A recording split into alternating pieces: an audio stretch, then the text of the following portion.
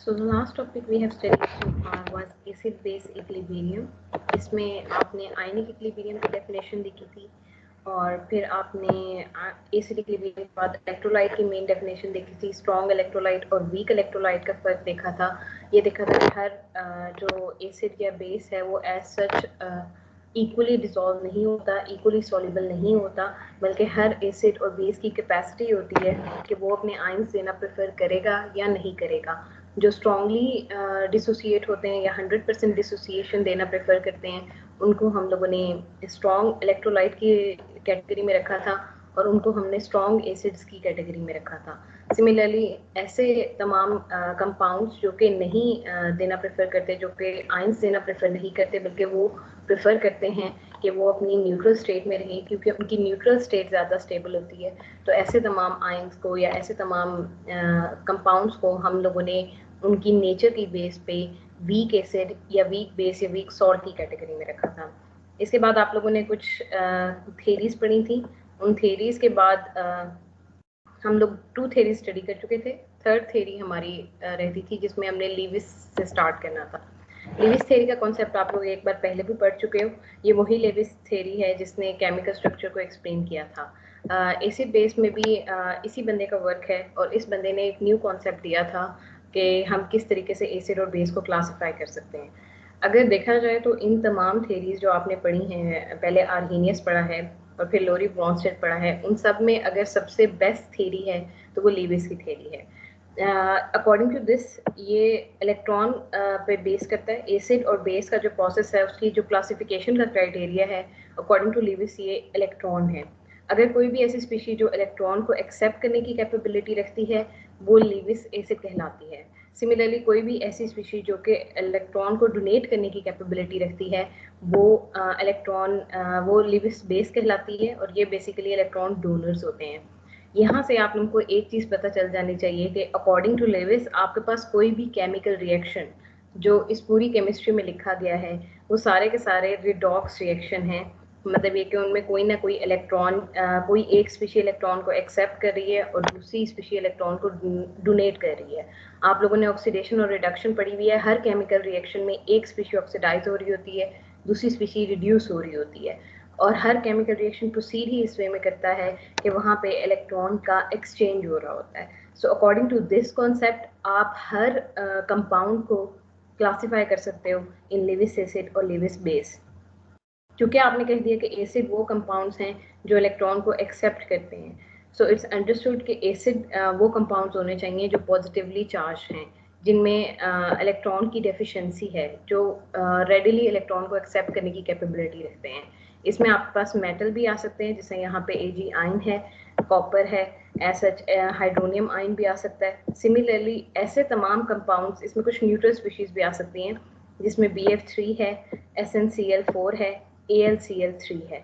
सो ऐसे तमाम कंपाउंड्स जो इलेक्ट्रॉन डेफिशिएंट कंपाउंड हैं वो भी बेसिकली चाहे वो न्यूट्रल हो चाहे वो पॉजिटिवली चार्ज कंपाउंड हो, वो सारे के सारे लीविस एसिड की कैटेगरी में आते हैं।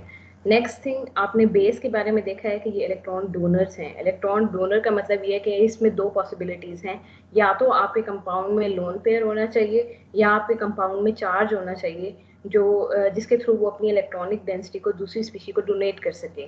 तो चूंकि बेसिस इलेक्ट्रॉन डेंसिटी को डोनेट करती हैं तो यहाँ पे 2 पॉसिबिलिटीज़ हैं कि या तो आपके पास नेगेटिवली चार्ज स्पीशी होगी या लोन पेयर प्रेजेंट होगा। नेगेटिवली चार्ज स्पीशी में अमोनिया इसकी प्राइम एग्जांपल है। सिमिलरली कोई भी एनाइन जिसमें कोई भी ऐसा आयन जिस पे नेगेटिव चार्ज हो वो आपके पास लीविस बेस की एग्जांपल है।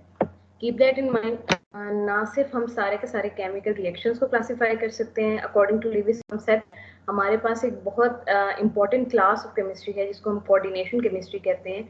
और कोऑर्डिनेशन केमिस्ट्री में कोऑर्डिनेशन बॉन्ड की डेवलपमेंट को स्टडी किया जाता है, जिसमें एक इलेक्ट्रॉन डेफिशिएंट कंपाउंड और एक इलेक्ट्रॉन रिच कंपाउंड जब भी आप इसमें बॉन्ड बनाते हैं तो वो कोऑर्डिनेट कोवेलेंट बॉन्ड बनाते हैं।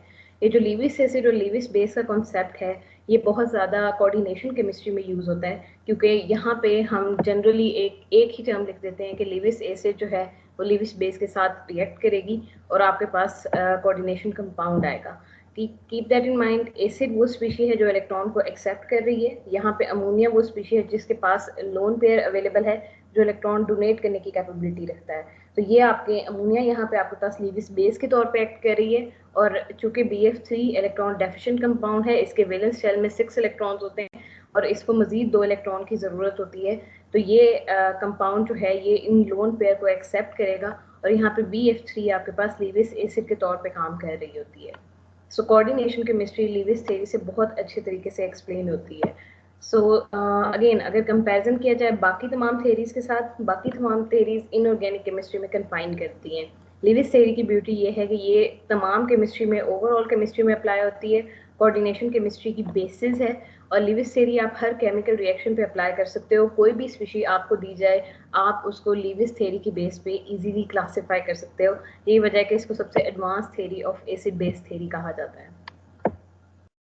नेक्स्ट थिंग है कि आपने किस तरीके से कंपेयर करना है, या किस तरीके से आपने बेसिकली स्ट्रेंथ का पता चलाना है कि अगर आपके पास एसिड और बेस गिवन हो या 2 एसिड्स ही गिवन हो, तो आप किस तरीके से उनको कंपेयर करोगे और कैसे उनकी स्ट्रेंथ का पता चलाओगे कि क्या वो वीक एसिड है या स्ट्रॉन्ग एसिड है, या वो वीक बेस है या स्ट्रॉन्ग बेस है। सो हम लोगों ने भी पीछे आयनिक इक्विलिब्रियम का कॉन्सेप्ट पढ़ा है, और उससे पहले हम लोगों ने केमिकल इक्विलिब्रियम का कॉन्सेप्ट पढ़ा था। बिल्कुल केमिकल इक्विलिब्रियम वाला कॉन्सेप्ट ही अगर यहाँ पे अप्लाई किया जाए, तो आपको पता है कि सबसे पहले आप केमिकल इक्वेशन राइट अप करते हो। अगर हम किसी भी एसिड के लिए एक केमिकल इक्वेशन राइट अप करें, तो ये HA यहाँ पे आपका एसिड है, उसको आप वाटर में डिजोल्व करोगे, एज अ रिजल्ट आपके पास H3O positive plus OH negative आ जाएगा। ये रिवर्सिबल रिएक्शन है, यहाँ पे आयोनाइजेशन का प्रोसेस हो रहा है। सो ये कम्प्लीटली रिवर्सिबल रिएक्शन है, ये आपके पास बैकवर्ड डायरेक्शन में भी मूव कर सकता है, तभी आपके सिस्टम में केमिकल इक्विलिब्रियम, होपफुली आप लोगों को याद होगा कि केमिकल इक्विलिब्रियम की कंडीशन ही है कि आपके पास रिवर्सिबल रिएक्शन होना चाहिए। आप रिवर्सिबल रिएक्शन पे केमिकल इक्विलिब्रियम अप्लाई नहीं कर सकते। जब आपके पास सिंपली जो है एक केमिकल इक्वेशन आ जाती है, फिर आप उसका केमिकल कांस्टेंट लिखना प्रेफर करते हो, इक्विलिब्रियम कांस्टेंट लिखना प्रेफर करते हो। आप लोगों ने ये केमिकल इक्विलिब्रियम में डिराइव किया था कि ये K is equal to products over reactant होता है। ये रेशो है प्रोडक्ट्स की over reactant at equilibrium concentration. जब आपका सिस्टम इक्विलिब्रियम पे आ गया है, तो ये कंसेंट्रेशन आपने इक्विलिब्रियम के टाइम पे ली हुई है। अगर आप यहाँ पे गौर करो, तो जो K है वो डायरेक्टली प्रोपोर्शनल है H3O पॉजिटिव और A नेगेटिव के, और ये इन्वर्सली प्रोपोर्शनल है HA और H2O के। HA यहाँ पे आपके पास अनडिसोसिएटेड एसिड है, जबकि H3O पॉजिटिव और A नेगेटिव आपके पास डिसोसिएटेड स्पीशीज हैं।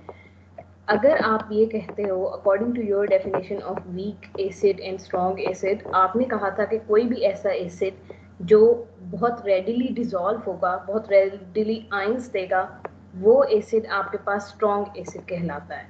सो ये अंडरस्टूड है कि अगर आप एक स्ट्रॉन्ग एसिड के लिए केमिकल इक्विलिब्रियम का की इक्वेशन राइट अप करोगे, तो आपके पास H3O पॉजिटिव और A नेगेटिव की कंसंट्रेशन हाई होगी। सिमिलरली क्योंकि ये डायरेक्टली प्रोपोर्शनल है, तो आपके पास K की वैल्यू भी हाई आएगी, क्योंकि K डायरेक्टली प्रोपोर्शनल है प्रोडक्ट के। सिमिलरली अगर आप बात करते हो वीक एसिड की, तो ये वाली वैल्यू H3O पॉजिटिव और A नेगेटिव की जो कंसंट्रेशन है, इसकी वैल्यू को लो होना चाहिए। तो in terms of weak acid और वीक बेस आपके पास K की वैल्यू जो है वो लोअर आएगी। हम इसको मज़ीद मॉडिफाई कर सकते हैं और एक न्यू इक्विलिब्रियम कांस्टेंट बना सकते हैं। आप लोगों ने ये चीज़ पीछे भी देखी है कि आप लोगों ने KSP बनाया था K से। सो अगर हम सिंपली इस केमिकल इक्वेशन को देखें, मतलब ये जो अगर हमारे पास यहाँ पे ये रिएक्टेंट्स हैं, ये प्रोडक्ट हैं, हम प्रोडक्ट की प्लेस पे प्रोडक्ट्स को लिख देते हैं, रिएक्टेंट की प्लेस पे रिएक्टेंट्स को लिख देते हैं। यहाँ पे जो वाटर की कंसनट्रेशन है वो ऑलमोस्ट कॉन्स्टेंट है। वाटर जो है उसकी वैल्यू ऐसे चेंज नहीं होती। अगर मैं इस वाटर को उठा के यहाँ पे दूसरी साइड पे ले जाऊँ, तो मेरे पास basically K equilibrium constant multiply हो जाएगा कांस्टेंट वाटर की कंसंट्रेशन के साथ। तो ये जो मल्टीप्लिकेशन है, इसके रिजल्ट में मेरे पास एक न्यू कांस्टेंट आ रहा है जिसको मैं KA कह रही हूँ। ये जो KA है ये डायरेक्टली प्रोपोर्शनल है डिसोसिएटेड फॉर्म के, और इनवर्सली प्रोपोर्शनल है अनडिसोसिएटेड फॉर्म के। यहाँ से आप लोगों को अगेन वही चीज़ बताई जा रही है कि अगर स्ट्रॉन्ग एसिड होगा तो उसमें H3O पॉजिटिव की कंसंट्रेशन ज़्यादा होगी, स्ट्रॉन्ग एसिड के लिए KA की वैल्यू हाई होगी। अगर लो कंसंट्रेशन होगी तो वो वीक एसिड होगा, वीक एसिड में H3O पॉजिटिव की कंसंट्रेशन कम होती है, तो आपके पास KA की वैल्यू भी लेस होती है। तो अगर आपको कभी भी पूछा जाए कि दो एसिड्स दिया जाए और आपसे कहा जाए कि आप इनको कंपेयर करो, तो आप क्या करोगे? आप सिंपली उनकी के ए की वैल्यू को देखोगे। जिसकी के ए की वैल्यू ज़्यादा हायर होगी वो ज़्यादा स्ट्रॉन्ग एसिड होगा। यहाँ पे एक और इशू जो फेस करना पड़ता है वो ये है कि के ए, आप लोगों ने देखा था कि डिसोसिएशन वाले जो पैरामीटर्स थे, या जब आप लोगों ने वाटर को स्टडी किया था तब आप लोगों ने ये चीज़ ऑब्जर्व की थी कि ऑटो डिसोसिएशन का प्रोसेस बहुत लो होता है। सो जनरली ये जो हमारे पास के ए की वैल्यूज़ आ रही होती हैं, जिसको हम लार्ज वैल्यूज़ कह रहे होते हैं, इन कंपैरिजन वो ज़रूर लार्ज होती हैं, लेकिन अगर ओवरऑल आप देखोगे तो उनकी वैल्यू 10 एक्सपोनेंशियल -4 टू 10 एक्सपोनेंशियल -5 में जा रही होगी।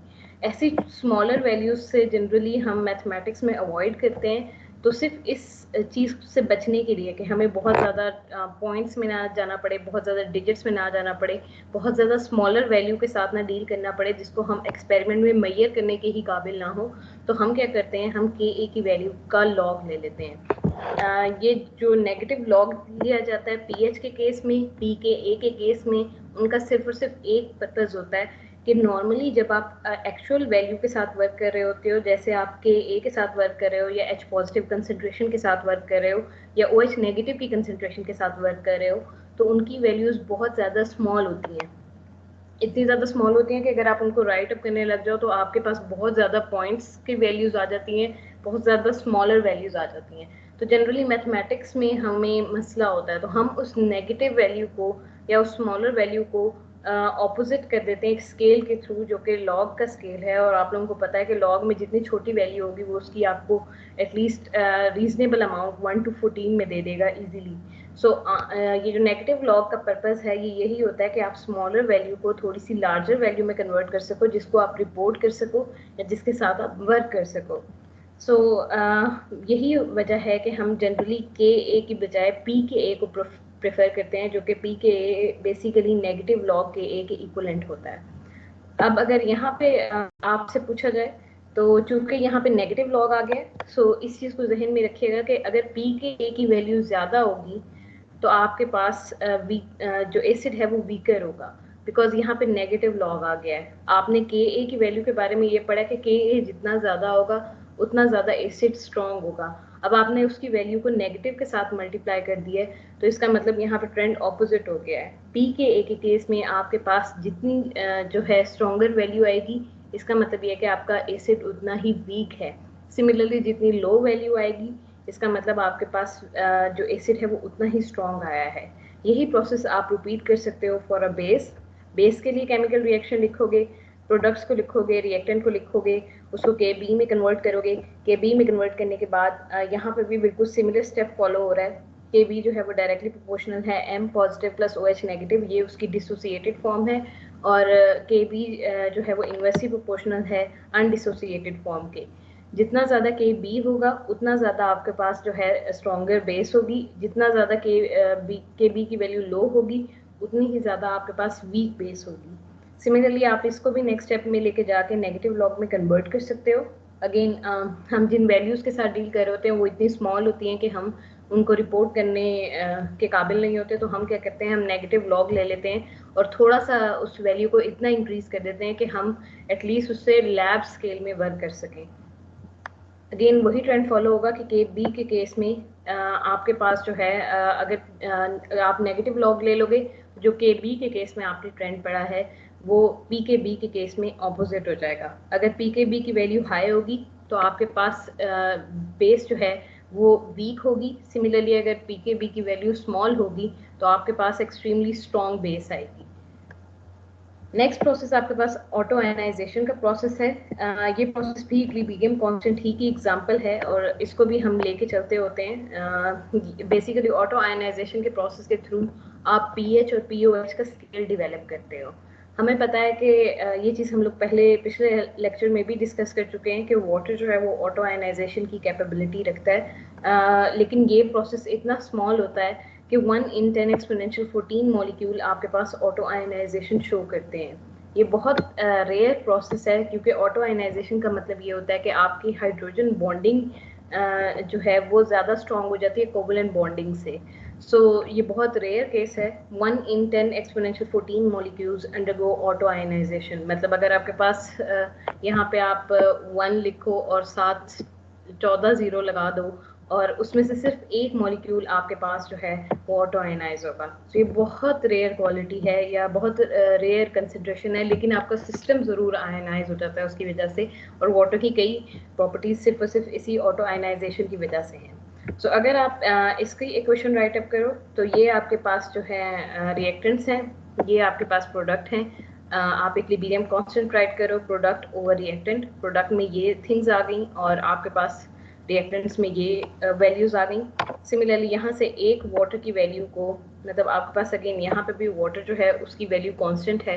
सो आप इस फुल कांस्टेंट वैल्यू को इधर शिफ्ट कर सकते हो। के को मल्टीप्लाई करोगे वाटर की कंसेंट्रेशन के साथ, आपके पास ये चूंकि वाटर की कंसेंट्रेशन फिक्स है तो आपके पास एक न्यू इक्विलिब्रियम कांस्टेंट आ गया जिसको हम KW से रिप्रेजेंट करते हैं। इसको हम ऑटो आयनाइजेशन कांस्टेंट भी कहते हैं। और KW की वैल्यू जो होती है वो H3O positive multiply by OH negative होती है। लेट्स सपोज अब आपने कोई केमिकल रिएक्शन किया है जिसमें यहाँ से आप लोगों को एक चीज़ पता चल जानी चाहिए कि नॉर्मली जो KW का पैरामीटर है वो H3O पॉजिटिव की कंसेंट्रेशन पे भी डिपेंड कर रहा है और वो OH नेगेटिव की कंसेंट्रेशन पे भी डिपेंड कर रहा है। अगर तो आपके पास एसिड होगा, मतलब आपने कोई एसिड लिया है तो आपको पता है कि उस एसिड को जैसे ही आप वाटर में ऐड करोगे तो वो एसिड अपना कुछ H पॉजिटिव आयन साथ लेके आएगा जो कि एडिशनल या एक्स्ट्रा H पॉजिटिव आयन है इन केस ऑफ वाटर। मतलब एक बीकर में ये जो हम स्ट्रॉन्ग एसिड या स्ट्रॉन्ग बेस की बात कर रहे होते हैं, अगर आपने वाटर लिया हुआ है तो ये वाटर इटसेल्फ इसमें कुछ H पॉजिटिव और OH negative ion itself available हैं और वो उसकी अपने कंटेंट की वजह से हैं। जो ये H पॉजिटिव आयंस आपके पास यहाँ पे आ रहे हैं ये इसका अपना कंटेंट है। Keep that in mind. यहाँ पे हम एसिड के H पॉजिटिव की बात नहीं कर रहे, हम बेस के OH नेगेटिव की बात नहीं कर रहे, ये हम सिर्फ वाटर के अपने अंदर जो H पॉजिटिव और OH नेगेटिव की कंसेंट्रेशन जो अवेलेबल है सिर्फ उसको डिस्कस कर रहे हैं। सो आप लोगों ने इस चीज़ को जहन में रखना है कि आपके पास ये KW के केस में सिर्फ और सिर्फ वाटर के H पॉजिटिव और OH नेगेटिव आयन की बात हो रही है। आगे हम देखेंगे कि किस तरीके से जब हम इसमें एसिड या बेस ऐड करते हैं तो H पॉजिटिव या OH नेगेटिव की वाटर के आयंस की कंसेंट्रेशन चेंज होती है जिसकी वजह से overall pH of the medium change होती है। सो लेट्स सपोज अगर आपके पास वाटर है तो वाटर जो है वो H पॉजिटिव और OH नेगेटिव में डिवाइड हो रहा है। आपने अभी यही बात की कि 1 in 10 एक्सपोनेंशियल 14 मॉलिक्यूल जो है वो ऑटो आयनाइजेशन करते हैं। आप इसका इक्विलिब्रियम कांस्टेंट लिखो, K is equal to H positive multiply by OH negative divided by H2O। इस H2O को इधर शिफ्ट कर दो, आपको पता चल गया कि ऑटो आयनाइजेशन जो है basically 1 in 10 exponential negative 14 molecule हो रही है। सो इसका मतलब यहाँ पे अगर आप ऑटो आयनाइजेशन का प्रोसेस स्टडी कर रहे हो तो जो वैल्यू आपके पास आ रही है वो 1 into 10 एक्सपोनेंशियल नेगेटिव 14 है और ये कांस्टेंट वैल्यू है। ये एक एक्सपेरिमेंटल फैक्ट है। वाटर में जब भी आप इसकी कंसंट्रेशन लेते हो तो जो कांस्टेंट बेसिकली चल रहा होता है ऑटो आयनाइजेशन का वो 1 in multiply by 10 exponential negative 14 है। सो यहाँ से जब आप KW की वैल्यू को यहाँ प्लेस करोगे सो आपके पास एक न्यू इक्वेशन आ जाएगी और वो है KW is equal to 1 multiplied by 10 exponential negative 14 is equal to H positive multiplied by OH negative। ये इक्वेशन बेसिकली pH और POH की इक्वेशंस को डिराइव करने के लिए यूज की जाती है। आप क्या करोगे नेक्स्ट स्टेप में जो इक्वेशन है ये आपके पास, आपको इसकी वैल्यू KW की वैल्यू का पता है। आप सबसे पहले क्या करोगे कि KW की इस इक्वेशन को यूज करोगे, उसका लॉग लोगे, फिर उसका नेगेटिव लॉग लोगे। नेगेटिव लॉग लोगे तो आपके पास ये वाली वैल्यू नेगेटिव PKW में कन्वर्ट हो जाएगी। ये negative log of H positive को हम एक न्यू पैरामीटर का नेम दे देते हैं जो कि pH कहलाता है। Similarly negative log of OH negative को हम POH का नेम दे देते हैं। और सिंस हमें पता है कि KW की वैल्यू जो है वो 1 एक्सपोनेंशियल नेगेटिव 14 है, जब आप इसका नेगेटिव लॉग लोगे तो आपके पास 14 आंसर आएगा। सो 14 आंसर आने के बाद आप 14 को इक्वल कर सकते हो pH और POH के। और बेसिकली ये जो इक्वेशन है ये आपको बताती है कि किस तरीके से Kw रिस्पॉन्सिबल है आपके पास इस 14 वैल्यू के आने का। और 14 वैल्यू, ये जो 1 एक्सपोनेंशियल नेगेटिव 14 की वैल्यू आ रही है, ये एक एक्सपेरिमेंटल फैक्ट है जो कि ऑटो आयनाइजेशन से रिलेट करता है कि अगर आपके पास 10 एक्सपोनेंशियल 14 मॉलिक्यूल्स होंगे तो उसके अंदर सिर्फ एक मॉलिक्यूल ऐसा होगा जो ऑटो आयनाइजेशन परफॉर्म करके आयंस में जाना प्रेफर करेगा। सो यहाँ से Kw को अंडरस्टैंड करना इसलिए ज़रूरी है, एक तो आपको ये कॉन्सेप्ट क्लियर होना चाहिए कि यहाँ Kw में जो H पॉजिटिव और OH नेगेटिव आयन की हम बात कर रहे हैं वो किसी एसिड या बेस की बात नहीं हो रही, वो ये जो एक बीकर में वाटर प्रेजेंट है और उस वाटर के अपने आयन्स की बात हो रही है। आपने अभी एसिड और बेस यहाँ पे ऐड नहीं किया, ये एक neutral molecule, neutral water molecule जिसमें अभी कोई एक्सटर्नल एजेंसी एडेड नहीं है, ये उसके बारे में बात हो रही है। आपने उसकी कांस्टेंट वैल्यू को लिया था 1 एक्सपोनेंशियल नेगेटिव 14 थी, आपको ये वैल्यू अगेन बहुत ज़्यादा थोड़ी लग रही है, तो आप क्या करोगे, आप इसको लॉग लगा के कन्वर्ट कर लोगे ऐसी वैल्यू में जिसके साथ आप इजीली डील कर सको, जिसके साथ मैथमेटिक्स करना इजी हो। तो आप क्या करोगे, आप सिंपली इसको पहले लॉग लोगे, फिर नेगेटिव लॉग लोगे, और नेगेटिव लॉग लेने के बाद आप सारों को PKW, PH या POH के फॉर्म में कन्वर्ट कर दोगे। इसको हम कभी कभार P कन्वर्जन भी बोलते हैं और नेगेटिव लॉग कन्वर्जन भी बोलते हैं। सो जब Kw पे आप नेगेटिव लॉग अप्लाई करोगे, मतलब PKW की वैल्यू निकालोगे, तो ये 1 एक्सपोनेंशियल नेगेटिव 14 बहुत ज़्यादा थोड़ी वैल्यू है, मतलब ये इसको राइट अप करना मुश्किल है। आपको 1 डिवाइडेड बाय 10 एक्सपोनेंशियल 14 जो है वो करना लिखना पड़ेगा। उसकी निस्बत अगर आप देखो तो जो वैल्यू आपके पास नेगेटिव लॉग लगा के आ रही है वो ज़्यादा बेटर है। सो 14 के साथ डील करना ज़्यादा इजी है, 1 एक्सपोनेंशियल 14 नेगेटिव 14 जो है उसके साथ डील करना मुश्किल है। सो हम इसीलिए लॉग लगा के इसको कन्वर्ट कर लेते हैं। ये एक फॉर्मूला आपके पास आ गया है। नेक्स्ट स्टेप में एक्चुअली होता क्या है, आपने एक बीकर लिया हुआ है, उस बीकर के अंदर आप एक एसिड ऐड कर रहे हो। एसिड ऐड करते ही चूंकि आपने लेट्स सपोज HCl लिया हुआ है, जिस एसिड की हम बात कर रहे हैं लेट्स सपोज वो HCl है, इस वाटर के पास भी कुछ कंसंट्रेशन ऑफ H पॉजिटिव है, और जैसे ही आप ऊपर से सिस्टम में HCl ऐड करते हो, कुछ न्यू H पॉजिटिव के आयंस यहाँ पे इंट्रोड्यूस हो जाते हैं। आपके सिस्टम को ये नहीं पता कि ये H पॉजिटिव वाटर से आ रहे हैं या ये H पॉजिटिव जो हैं वो किसी एसिड से आ रहे हैं। तो एज अ रिजल्ट आपके पास ओवरऑल जो सोल्यूशन की pH है उसमें H पॉजिटिव की कंसंट्रेशन डोमिनेट करना शुरू कर देती है, H पॉजिटिव की कंसंट्रेशन OH नेगेटिव से ज़्यादा हो जाती है। सो ऐसे तमाम ऐसे तमाम सॉल्यूशन जिनको हम एसिडिक सॉल्यूशंस बोलते हैं, उनमें बेसिकली प्रोसेस ये हो रहा होता है कि एक नॉर्मल वैल्यू थी जिसमें आपके पास 14 मतलब 7 इसके थे, 7 इसके कंसंट्रेशन थी, ओवरऑल सब चीज़ें न्यूट्रल चल रही थी। लेकिन फिर क्या हुआ, आपने सिस्टम में सिंपली H पॉजिटिव की कंसंट्रेशन को इंक्रीज कर दिया। H पॉजिटिव की कंसंट्रेशन इंक्रीज होते ही आपके पास सिस्टम में OH नेगेटिव की कंसंट्रेशन डिक्रीज हो गई है, कंपैरेटिवली कम हो गई है। एज अ रिजल्ट ये सॉल्यूशन आपके पास जो है वो एसिडिक सॉल्यूशन कहलाएगा, क्योंकि इसमें H पॉजिटिव की कंसंट्रेशन ज़्यादा है। सिमिलरली अगर आपके पास H पॉजिटिव और OH नेगेटिव की कंसंट्रेशन बिल्कुल इक्वल हो तो ये न्यूट्रल सॉल्यूशन है और इसकी pH को हम 7 के इक्वलेंट रखते हैं।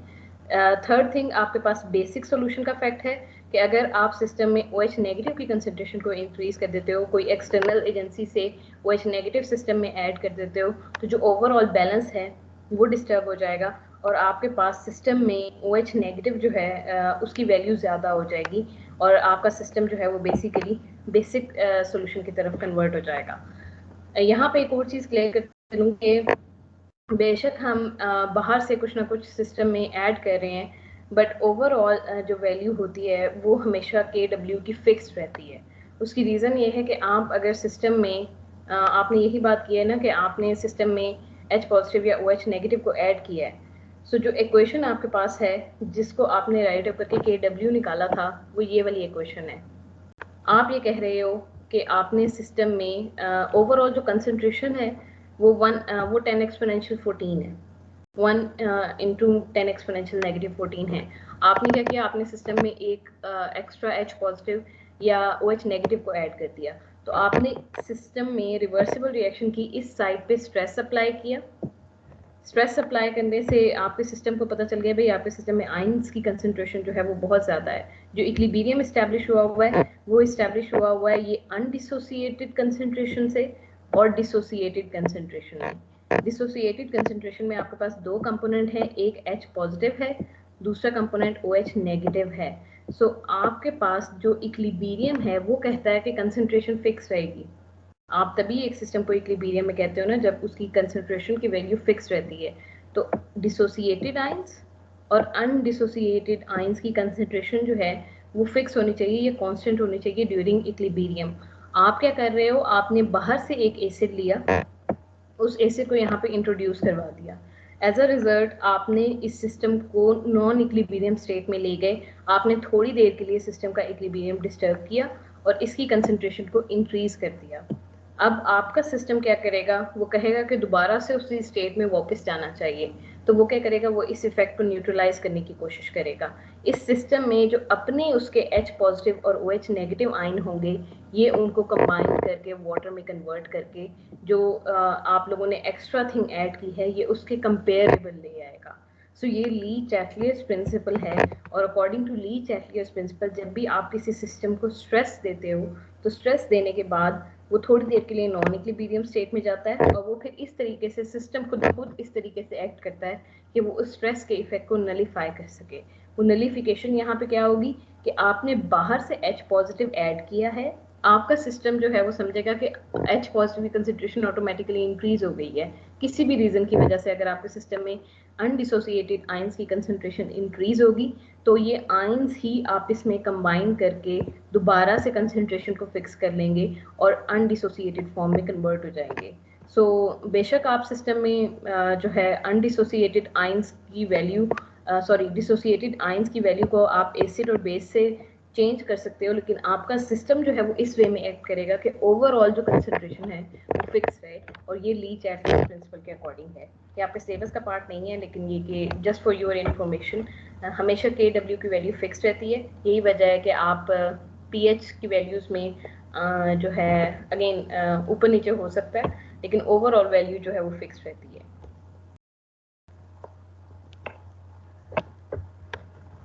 अब आ जाओ जरा pH और POH पे। pH का फॉर्मूला होता है नेगेटिव लॉग H पॉजिटिव। आप सिंपली 25 डिग्री सेंटीग्रेड पे अगर ये फॉर्मूला परफॉर्म करो, 25 डिग्री सेंटीग्रेड पे इसको रखो तो आपके पास ये H2O है और जो कि कन्वर्ट हो सकता है H पॉजिटिव और OH नेगेटिव में। अगेन ऑटो आयनाइजेशन का प्रोसेस है। अगर आपके पास 1 मोल ऑफ वाटर है तो उसमें से सिर्फ 10 एक्सपोनेंशियल 7 मॉलिक्यूल्स जो हैं वो कन्वर्ट होंगे आपके पास जो हैं इनटू आयंस। अगेन ये वही वाला कॉन्सेप्ट है जो पीछे से चला आ रहा है कि ये सारी एक्सपेरिमेंटल क्वांटिटीज हैं, इसमें ऐसा डरने की या याद रखने की ज़रूरत नहीं है। आप सब लोगों को pH के फिनोमेनास याद हैं। अगर सिंपल हम डील कर रहे हैं नंबर ऑफ मॉलिक्यूल से तो keep that in mind. Auto ionization अगर आप सिंगल सिस्टम की बात कर रहे हो जिसमें आपने मोलर कंसंट्रेशन नहीं ली हुई बल्कि आप नंबर ऑफ मॉलिक्यूल्स के साथ डील कर रहे हो या नंबर ऑफ एटम्स के साथ डील कर रहे हो, तो वहाँ पे अगर आपके पास एक सिस्टम में 10 एक्सपोनेंशियल 14 मॉलिक्यूल्स हैं तो उसके अंदर से सिर्फ एक मॉलिक्यूल जो है वो डिसोसिएट होगा। अगर आप अपने यूनिट को थोड़ा सा इंक्रीज कर दो और बजाय 10 एक्सपोनेंशियल 14 के आप 6.022 एक्सपोनेंशियल 23 मॉलिक्यूल्स के साथ डील करो तो वहाँ पे आपके पास सिस्टम में 10 एक्सपोनेंशियल -7 मॉलिक्यूल्स जो हैं वो ऑटो आयनाइज होंगे। सो अगर इस तरह का वर्क हो कि आप 1 मोल के साथ डील कर रहे हो तो चूंकि हमने फिर नंबर में डील नहीं करना होता, हमें सिंगल वैल्यू नहीं चाहिए। हमारे पास एटम्स की वैल्यू अब 10 एक्सपोनेंशियल 14 नहीं है बल्कि आपको ये कहा जा रहा है कि आप 6.022 एक्सपोनेंशियल 23 में बताएं कि कितने मॉलिक्यूल्स जो हैं वो ऑटो आयनाइज हो रहे हैं। सो अगर आप यहाँ पे ये वाला प्रोसेस अप्लाई करोगे तो आपको पता चलेगा कि ये 10 एक्सपोनेंशियल -7 है। ये अगेन एक्सपेरिमेंटल फैक्ट्स हैं, इसमें ऐसा याद करने वाली कोई चीज़ नहीं है। ये वही थिंग है जिसको आपको थोड़ा सा रट्टा लगाना पड़ेगा। सो अगर ऐसा केस हो तो आपके पास यहाँ पे H पॉजिटिव की कंसंट्रेशन 10 एक्सपोनेंशियल -7 हो जाएगी और OH नेगेटिव की कंसंट्रेशन भी 10 एक्सपोनेंशियल -7 हो जाएगी।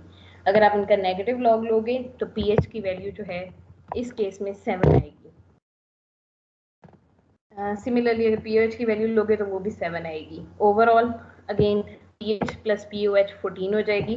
ये यहाँ तक पिछला कॉन्सेप्ट था कि नॉर्मली जब आपने सिस्टम में कोई एसिड या बेस ऐड नहीं की हुई, आप सिर्फ वाटर के साथ डील कर रहे हो, तो वहाँ पे जब आप pH और POH की वैल्यू निकालोगे तो वो इक्वल आएगी, और ये इस चीज़ को इंडिकेट करेगा कि आपके सिस्टम में इस वक्त सिर्फ वाटर प्रेजेंट है, तो ये इक्वल कंसंट्रेशंस में ऑटो आयनाइज होकर H पॉजिटिव और OH नेगेटिव की कंसंट्रेशंस को जनरेट कर रहा है। नेक्स्ट, अगर आप इसी सिस्टम में कोई ना कोई एसिड या बेस ऐड कर दोगे तो एज अ रिजल्ट आपके पास सिस्टम में H पॉजिटिव की कंसंट्रेशन OH नेगेटिव से ज़्यादा हो जाएगी। जब ये सिनेरियो हो जाए तो आपका सिस्टम एसिडिक है, अगर इसके ऑपोजिट सिनेरियो हो जाए तो आपका सिस्टम जो है वो बेसिक है। ये एक्सटर्नल आपने ऐड करना है, एक्सटर्नली आप H पॉजिटिव और OH नेगेटिव आयन, कोई एक्सटर्नली आप HCl ऐड करोगे या सोडियम हाइड्रोक्साइड ऐड करोगे या H2SO4 ऐड करोगे, कोई भी ऐसी स्पीशी ऐड करोगे जो सिस्टम में वाटर के H पॉजिटिव और OH नेगेटिव की कंसंट्रेशन को डिस्टर्ब करेगा, एज अ रिजल्ट आपके पास सिस्टम में कुछ कंपाउंड जो है वो कुछ सिस्टम ओवरऑल पीएच में एसिडिक हो जाएंगे और कुछ सिस्टम आपके पास बेसिक आ जाएंगे। जो आपका लेक्चर है वो यहीं तक है, लिए आपका एंड है लास्ट लेक्चर का, और आप लोगों के फाइनल में यहीं तक जो है सिलेबस इन्वॉल्व है।